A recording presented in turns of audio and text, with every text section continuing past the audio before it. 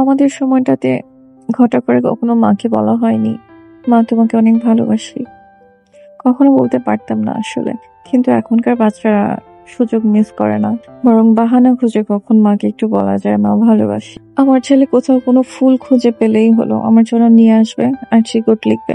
আঁকা পাকা লেখা, হাতের লেখা খারাপ, বানান ভুল, কিন্তু তারপরও এই গিফটই আমার জীবনের শ্রেষ্ঠ গিফট হয়ে যায় সব সময়। আমি তাকে দেখি আর অবাক হই। আমার ভালো লাগাগুলো কখনো ওর কাছে ওভাবে প্রকাশ করি না, শুধু মুচকে এসে দিই। বড় হওয়ার সাথে সাথে হয়তো ওর পাগলামিগুলো কমে যাবে, ম্যাচুরিটি চলে আসবে, কিন্তু আমার এই মেমোরিজ গুলো আমি রেখে দিই ক্লিপস আকারে।